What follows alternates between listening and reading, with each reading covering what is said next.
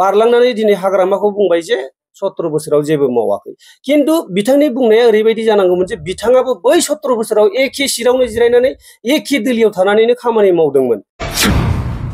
दा जों बिसार धारा खालामनानै नायोब्ला मिथियो जे बिथांमोनहा बै समाव गमामायैनो सानैबो मोजां खामानि मावाखै। बिथांमोनहा माने फैलार नेता जों बेखौसो बुंनो थांनांगोन। बाथ्राफोरखौ खोथा होलांनायनि उनाव बिथांमोनहा मावफुंनानै दिन्थिनो हाया आरो बिथांमोननि बेयावनो जों मिथियो जे बिथांमोनहा दालाल पार्टी। दा लाबोखांनायनि उनाव सोरबाया गावबा गावनि लाबालाबनि थाखाय जेरै बुंनो हायो जोङो खाम्फा बरगयारिया गावनि स्वार्थनि थाखाय 5 बोसोर बिथाङा नेनो हायैनिनो दिनै गुबुन दोलोआव बारलांबाय।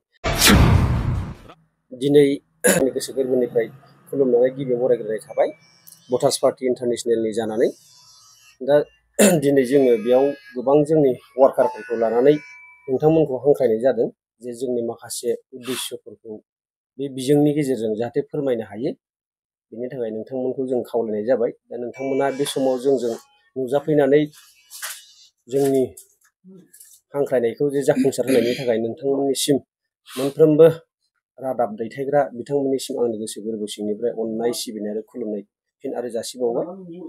जों दिनै जोंनि नैबे 14 चिरां ब्लक जोंहा भटार्स पार्टी इन्टारनेशनेलनि जे बरदाङिनि अफिसाव जों जोंनि सोद्रोमाफोरजों मोनसे सावरायलायनायनि गेजेरजों आरो जोंहा मोनसे जोंनि 14 चिरां दुवारनि साफ्रोम भटार्स रायजो राजाफोरनो माखासे फोरमायनांगौ खोथा दं। बेखौ लानानैनो जों दिनै बे हाबाफारिखौ लानाय जादों।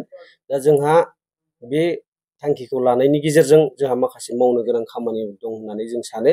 दा जोंहा जोंनि नैबे 14 चिरां दुवारनि जे बिसायख'थिनि जे बारहावाया जाहाथे जोंनि गेजेराव बारदों, जोंनि गेजेराव बारनायलाय जोंबो जोंनिथिंनिफ्राय बा जोंनि सानिफ्राय जों माखासे रादाब जों रायजोफोरनो मेसेज होनो जों सानदों।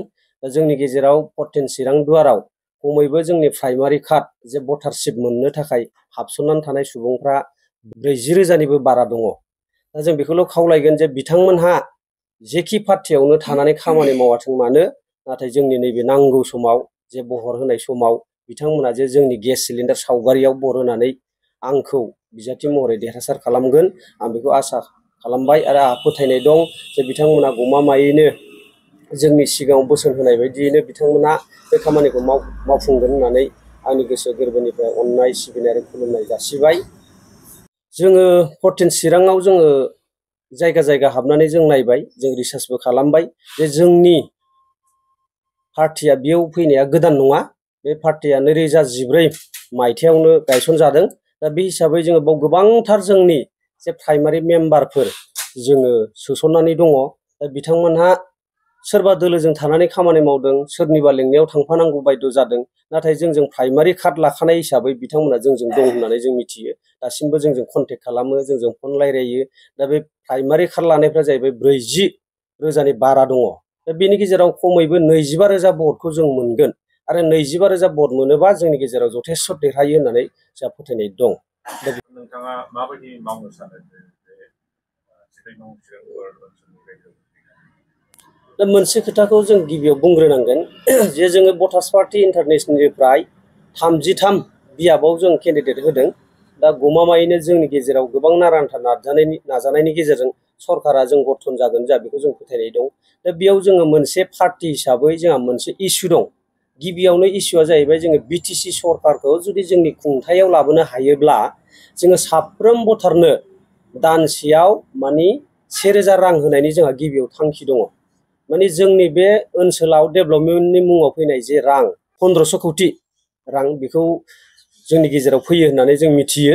दा बेनिखायनो जोङो बिनि गेजेरजों जोंनि आसाम सरकार दङ जोंहा आरो बिटिसिनि जोंनि माखासे कमिटि दं, बेजों जों सावरायलायनानै रोखा खालामदों जे जोङो फैबाय थानाय इयुनाव जुदि सरकार जायोब्ला मोनफ्रोमबो पार्टिखौ बासियालासेनो, हारि माहारि बासियालासेनो, जाथि बासियालासेनो, धोरोम बासियालासेनो जेसेबांनाखि 18 बोसोरनिफ्राय मुं गाखोबाय जे भटाराव नाम लिस्ट जाबाय बै बिथांमोननो जोङो 1,000 दानफ्रोमबो जों होलांबाय थागोन होननानै जोंनिफ्राय थांखि आजावनानै लानाय जादों। आरो बेजों लोगोसे जोंनि थांखिया जाहैबाय सोलोंथाइनि फारसे जौगाहोनाय। जेरै जोंनि 14 चिराङाव गोबांथार रिजार्भ ओनसोल दं, बेफोराव माने दासिमबो प्रभिन्सियेल स्कुल जायाखै, प्राइभेट स्कुलफोर दङ। आरो बेजों लोगोसे जोंनि बे 14 चिराङावनो गोबांथार गोदान गोदान गामिफोर दङ।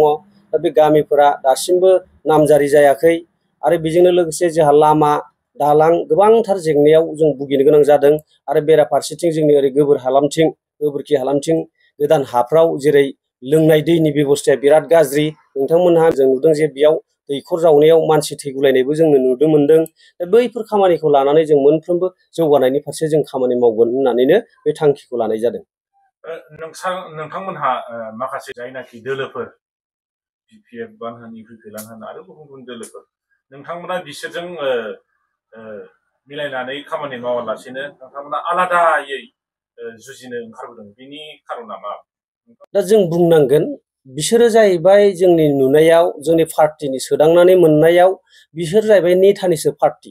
जेसेबांनाखि जोंनि गेजेराव आनसलिक दल होन बा नेशनेल पार्टि होन बिथांमोनहा जाहैबाय मा होनो पुजिपुति आरबपतिफोरजों बायजानाय।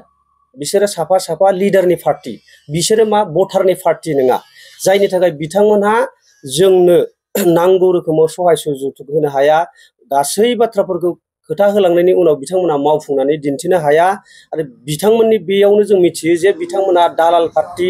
बिथांमोनहा जोंनि गोरिब गुन्द्राखौ सोबख'नायनि अनगा जे बिथांमोननाव जेबो थांखि गैया। जाहाथे बिथांमोना बोरैबा गावसोरखौ जोंनि खर'आव गासिननानै जाहाथे गावसिनि आफाथालायाव जोंखौ दोननो हायो, जाहाथे जोङो गावसोरजों समान नांनो हाया, गावसोरजों समान जों जौगानो हाया, बैफोरखौ नोजोर खालामनानै बा बैसोरनि बागै खायदा कौसल खालामनानै दिहुनजानाय पार्टिसो होननानै जों बिसोरखौ फोथायो। BPF दोलो हिसाबै 17 बोसोर आरो बिनि उनाव UPPL दोलो हिसाबै 5 बोसोर बारलांबाय। बिथांमोननि माखासे मावनाय खामानिफोरखौहाय मोजां मोनाखै नामा? जौगानाय नोंथांमोना जिबायदि जौगानाय लुबैदोंमोन, रायजो राजानो जिबायदि सुबिदा लुबैदोंमोन बेबायदि खालामनो हायाखै नामा बिथांमोना? जोङो 17 बोसोर सासन खालामनाय BPF सरकारखौ मावद्रायाखै बुंबा गोरोन्थि जागोन जोंनिनो। बिथांमोना निस्सय मावदों, बेखौबो जों बुंनांगोन। जेबायदि जौगानांगौ बेबायदिया जौगायाखैब्लाबो जेखिनि जोंनि गेजेराव जौगाबाय बिथांमोननि मावनायावनो जौगादों। ओमफ्राय बिथांमोननि मावनाया जोंनि गेजेराव मोनसे थालांदों। जों बेखौ बार बार बिथांमोनजोंबो कमप्रमाइस खालामदों, सावरायदोंमोन जे नोंथांमोना साफ्रोम मानसिनो समान जुदि अधिकार होनांगौब्ला नोंथांमोना भटारशिपखौ होनो नांथारगोन। जुदि नोंथांमोना होनो हायाब्लाबो नोंथांमोननि थ्रुयै आसाम सरकारनिसिम जे जोंनि BTC आव भटारशिप होनायनि मोनसे संबिधान बानायनांगौ, बे बाथ्राखौ जोङो स्टेट कमिटिनिसिम बुंहैनो हायो आरो स्टेट कमिटिनिफ्राय सेन्ट्रेल सरकारसिम बुंहैनो हायो। नाथाय बिथांमोनहा बे जों खावलायसेयावबो जों गोबांथार धरनाबो खालामबाय, गोबांथार बिथांमोनजों सावरायबायबो, नाथाय बिथांमोनहा मानि जोंनि बे मोनसे खामानिखौ मावफुंनानै होआखै। जाय समानै जों जे रावखौबो हारि माहारि जाति जनगोष्ठी बिदिनो धोरोम गासैखौ बासियालासे मुगैयालासे जे जोंनो समानैनो जुदि भटारशिप होनायमोनब्ला जोंहा बेयाव पार्टि गोदानै दानांगौनि जेबो गोनांथि गैया। जोंहा पार्टियाव थानांगौनि जेबो गोनांथि गैया। जों रोंबाबो रोङाब्लाबो दा बिथांमोनहा जोंनि बुंनायखौ गनायैनि थाखायसो बे पार्टिखौ जोंनि गेजेराव बा BTCनि गेजेराव जों सृष्टि खालामनो बाध्य जादों।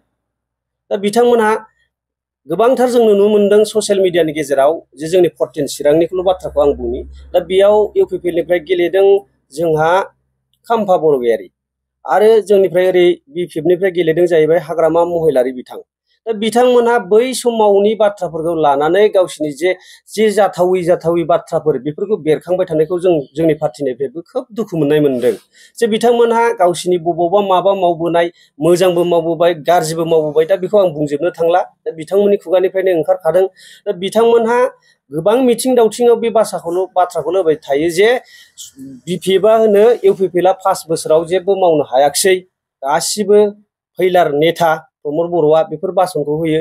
आरो ओरै UPPनिफ्राय जानानै जेरै जोंहा मा होनो खाम्फा बरगयारिया होनबाय BPFनि नेता, जा हाग्रामा महिलारिया बिराद कारापसन नेता बेखौ बुंबाय। नाथाय बेयाव मा बाथ्रा हाबसननानै दं जों बेखौ रायजो राजाया साननांगोन बा सिन्था धारना खालामनांगोन। दा बिथांमोनहा बै समाव जे BTC सुक्तिखौ 2003नि 10 फेब्रुवारियाव गावसोरनो बेलटिनि सुक्तिनि गेजेरजों बिथांमोना लाबोदोंमोन। दा लाबोखांनायनि उनाव सोरबाया गावबा गावनि लाबालाबनि थाखाय जेरै बुंनो हायो जोङो खाम्फा बरगयारिया गावनि स्वार्थनि थाखाय 5 बोसोर बिथाङा नेनो हायैनिनो दिनै गुबुन दोलोआव बारलांबाय। बारलांनानै दिनै हाग्रामाखौ बुंबाय जे 17 बोसोराव जेबो मावाखै खिन्थु बिथांनि बुंनाया ओरैबायदि जानांगौमोन जे बिथाङाबो बै 17 बोसोराव एखे सिटआवनो जिरायनानै एखे दिल्लीयाव थानानैनो खामानि मावदोंमोन दा जों बिसार धारा खालामनानै नायोब्ला मिथियो जे बिथांमोनहा बै समाव गमामायैनो सानैबो मोजां खामानि मावाखै बिथांमोनहा माने फैलार नेता जों बेखौसो बुंनो थांनांगोन दा बिथांमोनहा बेबायदि जाहैयो आरोखि माने गावसिनि आथिङाव गावसोरनो रुवाजों दाननानै लानाय बायदि गावसोरनो बाथ्रा बुंगासिनो दं दा जों गोबांथार नुदों बिथांमोनहा हेलिकप्टारजों केम्पिं खालामदों गोबांथार हालोम मैलोम रायजो राजाफ्रा बिथांमोननिफ्राय माबा मोनसे बेसेन गोसा रावफोर मोनगोन खोमा माबा मोनसे गोदान थांखिफोर लानाय जे सिमांफोर दं खोमा बिथांमोना बैफोर बाथ्राखौ खोनासंनोसो जोंनि रायजो राजाया बिथांमोननि मिथिङाव लोब लोब थांदोंमोन नाथाय दिनै मिथिङाव थांखांनायनि उनाव जों मा नुबाय बिथांमोननि बासना एखेबारे लाजाया जे हाग्रामाया सोरबा प्रमदखौ बखिनाय प्रमदा सोरबा हाग्रामाखौ बखिनाय बिनि बखिनायनि अनगा बिस्रा बुंनो बाथ्रायानो गैया खालि बखिलायनाय दा सोरजों सोर बखिलायबाय थादों जोंनि बर'नि गेजेरावनोथ' बिथांमोना बखिलायबाय थादों दा बेखौ खबजा लानानै दिनै जे बिजेपि पार्टिया जोंनि बिटिसिआव हाबफैबाय दा बिटिसिखौथ' बिथांमोना दखल खालामनायनि बाथ्रा बुंगासिनो दं दिनै जोंनियाव बिसिडिसि सिफायनानै जे माबा खालामनायनि बाथ्रा बुंगासिनो मा होनो गाव पन्सायत दाफुंनानै लानायनि बाथ्रा बुंगासिनो दा बैफोरबायदि सिस्टेमाव जुदि थांबाय थायोब्ला निस्सय भबिष्यताव जोंनि बर'फोरनि जे सिमां सुजुनाय बियो जाफुंजोबनाय नङा मानो होनबा बिथांमोनहा जे जोंनि भटारफोरनि खामानि मावग्रा नङा होननानै जों फोरमान होनो हायो आरोखि दा आंनि बुंनांगौआ बेखिनिल'